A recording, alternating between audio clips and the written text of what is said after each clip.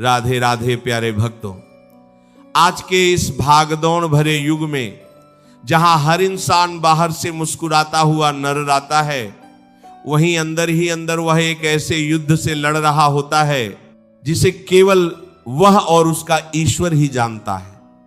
आज हम एक ऐसी बीमारी के बारे में बात करेंगे जिसका दुनिया के किसी भी अस्पताल में कोई मेडिकल इलाज नहीं है। यह बीमारी किसी वायरस से नहीं फैलती, बल्कि हमारे ही दिमाग से पैदा होती है।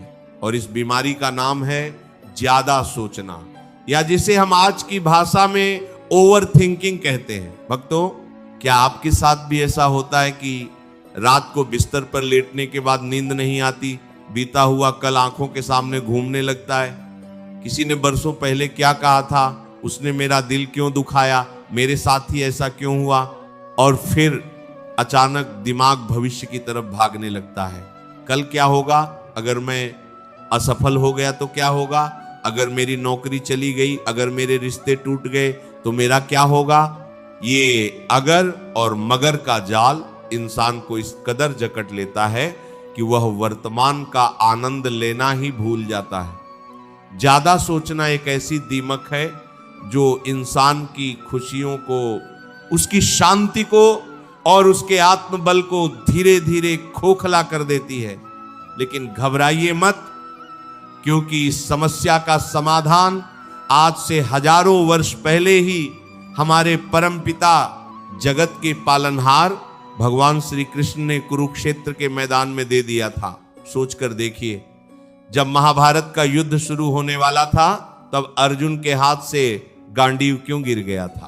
अर्जुन कोई कायर नहीं थे, वह उस युग के सर्वश्रेष्ठ धनुर्धर थे। लेकिन उस समय अर्जुन के दिमाग में क्या चल रहा था? वो ओवर थिंकिंग ही तो कर रहे थे। वो भविष्य के बारे में ज्यादा सोच रहे थे कि अगर मैंने अपने ही सगे संबंधियों को मार दिया तो क्या होगा, इस युद्ध का परिणाम क्या होगा, पाप लगेगा या पुण्य? अर्जुन कर्म करने से पहले ही उसके परिणामों के बारे में सोच सोचकर इतने परेशान हो गए कि उनके हाथ कांपने लगे और उन्होंने हथियार डाल दिए। तब मेरे सांवले सलोने श्री कृष्ण ने मुस्कुराते हुए अर्जुन से जो कहा, वही आज आपके लिए भी सबसे बड़ा संदेश है।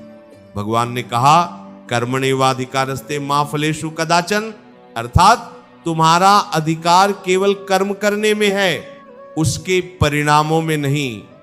जब तुम परिणाम के बारे में सोचना शुरू कर देते हो तब तुम डरने लगते हो। ज्यादा सोचना क्या है?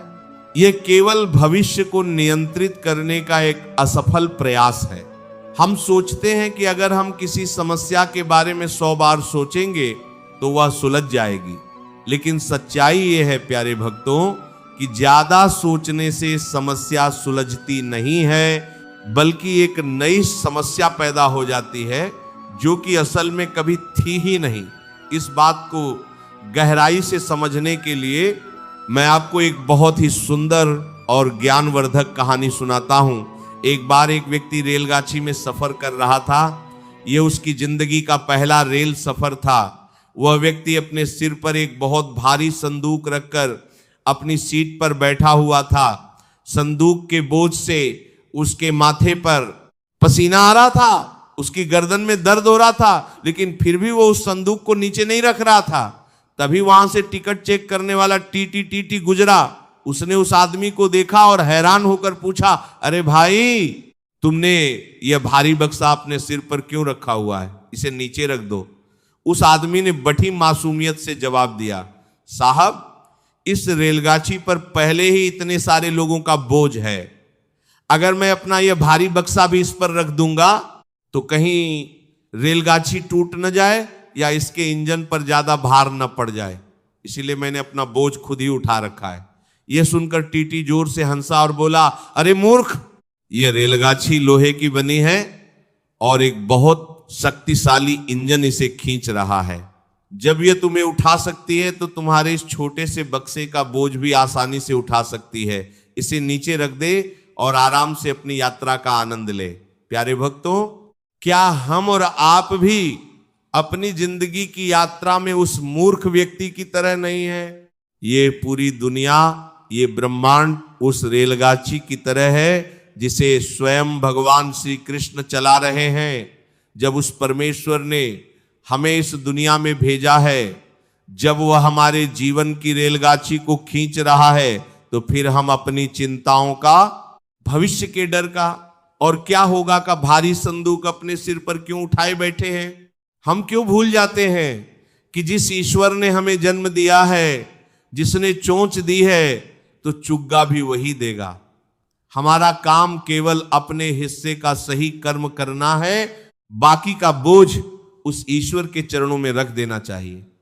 जब आप अपनी चिंताएं श्री कृष्ण को सौंप देते हैं, तो ज्यादा सोचना अपने आप बंद हो जाता है।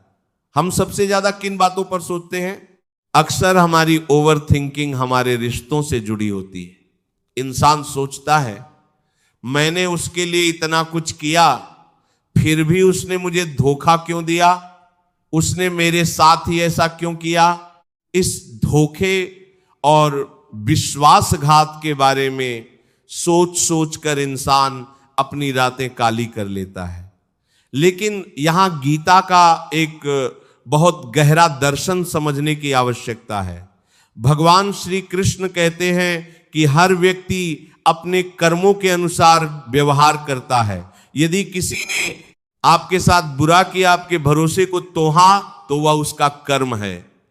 लेकिन अगर आप उस धोखे को याद करके बार बार रो रहे हैं, खुद को कोस रहे हैं, तो आप अपना वर्तमान भी खराब कर रहे हैं। याद रखिए, जो व्यक्ति आपके जीवन से चला गया या जिसने आपको धोखा दिया, वह शायद आपके लिए सही था ही नहीं। ईश्वर कभी कभी हमें गलत लोगों से बचाने के लिए भी हमारे जीवन में कड़वे अनुभव भेजते हैं।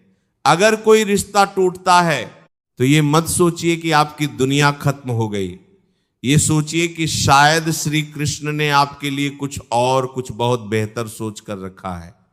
जब आप ये विश्वास कर लेते हैं कि जो हुआ वो अच्छे के लिए हुआ और जो होगा वो और भी अच्छे के लिए होगा, तो मन की बेचैनी शांत होने लगती है। इस संदर्भ में एक और अद्भुत कहानी मुझे याद आती है। एक राजा था और उसका एक मंत्री था।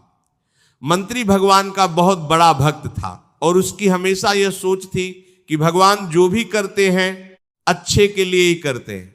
एक दिन राजा अपनी तलवार की धार तेज कर रहा था। अचानक तलवार फिसल गई और राजा के अंगूठे का एक हिस्सा कट गया। राजा दर्द से तड़प उठा। मंत्री पास ही खड़ा था। उसने राजा का कटा हुआ अंगूठा देखा और आदत के अनुसार बोल पठा, महाराज चिंता मत कीजिए, ईश्वर जो करता है अच्छे के लिए ही करता है। यह सुनकर राजा को बहुत क्रोध आया। उसने सोचा, मेरा अंगूठा कट गया है, खून बह रहा है और ये मूर्ख कह रहा है कि जो हुआ अच्छे के लिए हुआ। गुस्से में आकर राजा ने सैनिकों को आदेश दिया, इस मंत्री को तुरंत काल कोठरी में डाल दो। मुझे ऐसे बेवकूफ इंसान की सूरत नहीं देखनी। सैनिकों ने मंत्री को जेल में डाल दिया। मंत्री ने जेल जाते समय भी आसमान की तरफ देखा और मुस्कुराकर कहा, हे ईश्वर, इसमें भी तेरी कोई भलाई ही छिपी होगी। कुछ महीनों बाद राजा का घाव भर गया। एक दिन राजा अपने सैनिकों के साथ जंगल में शिकार खेलने गया। शिकार का पीछा करते करते राजा अपने सैनिकों से बिछा गया और जंगल के बहुत गहरे और खतरनाक हिस्से में पहुंच गया। वहां एक खूंखार आदिवासी कबीले के लोगों ने राजा को पकड़ लिया। उस दिन कबीले के लोग अपनी देवी को खुश करने के लिए किसी इंसान की बलि देने वाले थे। उन्होंने राजा को बलि की वेदी पर बांध दिया। कबीले का मुखिया हाथ में तलवार लेकर बलि देने के लिए आगे बढ़ा, लेकिन तभी उसकी नजर राजा के कटे हुए अंगूठे पर पड़ी। मुखिया ने तुरंत तलवार रोक दी और चिल्लाकर बोला, रुक जाओ, हम इस आदमी की बलि नहीं दे सकते, इसका अंगूठा कटा हुआ है। हमारी देवी को केवल एक पूर्ण और बेदाग इंसान की बलि ही स्वीकार्य है। इस खंडित शरीर वाले को छोड़ दो। आदिवासियों ने राजा को छोड़ दिया। राजा अपनी जान बचाकर वहां से भागा। रास्ते भर उसे अपने मंत्री की बात याद आ रही थी कि ईश्वर जो करता है अच्छे के लिए करता है। राजा को समझ आ गया कि अगर उस दिन उसका अंगूठा नहीं कटा होता तो आज उसकी गर्दन कट गई होती। राजा महल पहुंचते ही सीधा जेल में गया और मंत्री को आदर सहित बाहर निकाला। राजा ने मंत्री से माफी मांगी और कहा, तुम बिल्कुल सही थे, भगवान ने मेरा अंगूठा काटकर असल में मेरी जान बचाई थी। लेकिन मंत्री जी, मेरे मन में एक सवाल है। मेरे अंगूठे का कटना तो मेरे लिए अच्छा था, लेकिन तुम्हें इतने महीनों तक जेल की सजा भुगतनी पड़ी, इसमें भगवान की क्या भलाई थी? मंत्री ने मुस्कुराते हुए बड़ी विनम्रता से कहा, महाराज, मैं आपका सबसे खास मंत्री हूं, मैं हमेशा आपके साथ रहता हूं।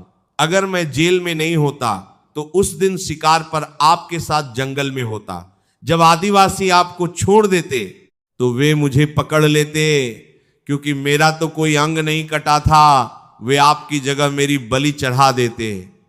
इसीलिए भगवान ने मुझे जेल में डालकर असल में मेरी जान बचा ली। ईश्वर जो करता है बहुत सोच समझकर करता है। भक्तों, कितनी गहरी सीख है इस कहानी में। जब हम जिंदगी के किसी बुरे दौर से गुजर रहे होते हैं, तब हमें लगता है कि हमारे साथ ही सबसे बुरा क्यों हो रहा है। हम दिन रात उसी एक परेशानी के बारे में सोच सोच कर अपना दिमाग खराब कर लेते हैं, लेकिन हमें भविष्य की वह बटी तस्वीर दिखाई नहीं देती जिसे ईश्वर हमारे लिए तैयार कर रहा होता है। हमारा ज्ञान बहुत सीमित है। हम कल क्या होगा ये नहीं जानते, लेकिन हम उसके बारे में चिंता करके अपना आज जरूर बर्बाद कर लेते हैं। गीता में श्री कृष्ण अर्जुन से कहते हैं, हे पार्थ, यह मन बहुत चंचल है, इसे वश में करना हवा को मुट्ठी में बांधने के समान कठिन है, लेकिन अभ्यास और वैराग्य से इसे वश में किया जा सकता है। यहां अभ्यास का मतलब है बार बार अपने दिमाग को वर्तमान में लेकर आना। जब भी आपका दिमाग फालतू की बातों में भटके, नकारात्मक विचारों में डूबे, तो तुरंत अपने आप को टोकिए। खुद से कहिए कि क्या मेरे ये विचार मेरी किसी समस्या का समाधान कर रहे हैं? नहीं, तो फिर इन्हें यहीं रोक दो। अपने ध्यान को उस काम में लगाओ जो अभी आपके सामने है। और वैराग्य का अर्थ ये नहीं है कि आप घर बार छोड़कर जंगल में चले जाएं। कलयुग में वैराग्य का अर्थ है कर्म के फलों से वैराग्य। अपनी मेहनत पूरी ईमानदारी से करो, लेकिन उसका नतीजा क्या निकलेगा उसे भगवान पर छोड़ दो। जो होगा देखा जाएगा। ज्यादा सोचना बंद करने का सबसे शक्तिशाली और अचूक उपाय है नाम जाप। जब भी आपका मन घबराने लगे, जब भी नकारात्मक विचार आपको घेरने लगे, तो एक गहरी सांस लें, अपनी आंखें बंद करें और भगवान का नाम लेना शुरू कर दें। राधे राधे, हरे कृष्णा, या जो भी नाम आपको प्रिय हो। विज्ञान भी यह मानता है कि जब हम किसी एक शब्द या मंत्र का बार बार उच्चारण करते हैं, तो हमारे दिमाग में चलने वाले अनगिनत बेतरतीब विचारों की श्रृंखला टूट जाती है। भगवान का नाम वह लंगर है जो आपके मन रूपी भटकते हुए जहार को शांति के किनारे पर बांध कर रखता है। प्यारे भक्तों, जिंदगी बहुत छोटी है, इसे क्या हुआ था और क्या होगा के चक्कर में व्यर्थ मत गंवाइए। आज जो है, अभी जो है, बस वही सच है। बीते हुए कल को हम बदल नहीं सकते और आने वाले कल को हम जानते नहीं, तो फिर उनके बारे में सोचकर अपना आज क्यों खराब करें। याद रखिए, आप इस ब्रह्मांड को नहीं चला रहे हैं। जिसने सूरज और चांद बनाए हैं, जिसने करोड़ों तारों को आसमान में थाम रखा है, जिसने हर इंसान की किस्मत लिखी है, क्या वो आपकी एक छोटी सी परेशानी नहीं संभाल सकता? बिल्कुल संभाल सकता है। बस आपको उस पर विश्वास करना होगा। अपनी सारी चिंताएं, अपनी सारी घबराहट उस सांवले सलोने कन्हैया के चरणों में डाल दीजिए। रात को सोने से पहले भगवान से कहिए, हे प्रभु, आज का दिन मैंने अपनी पूरी ईमानदारी और मेहनत से जिया। अब आगे जो भी होगा वो तेरी मर्जी से होगा। मेरी हार भी तेरी, मेरी जीत भी तेरी। अब मैं निश्चिंत होकर सो रहा हूं, क्योंकि मेरी जिंदगी की डोर तेरे हाथों में है। जब आप इस भाव के साथ समर्पण कर देंगे, तो विश्वास मानिए, आपके अंदर की सारी उलझनें खत्म हो जाएंगी। ओवर थिंकिंग की बीमारी जड़ से मिट जाएगी। आपका मन एक शांत झील की तरह हो जाएगा जिसमें खुशी और सुकून का कमल खिलेगा। इसलिए आज से, अभी से ज्यादा सोचना बंद करें और श्री कृष्ण के नाम और उनके काम में मग्न हो जाएं। जिंदगी खुद ब खुद खूबसूरत लगने लगेगी। अगर ये वीडियो आपको अच्छा लगा हो तो वीडियो को लाइक करके चैनल को सब्सक्राइब जरूर करें और कमेंट में राधे राधे जरूर लिखें। ये वीडियो अपने दोस्तों परिवारजनों के साथ शेयर जरूर करें। मिलते हैं किसी और वीडियो में, तब तक के लिए राधे राधे। जय श्री कृष्ण।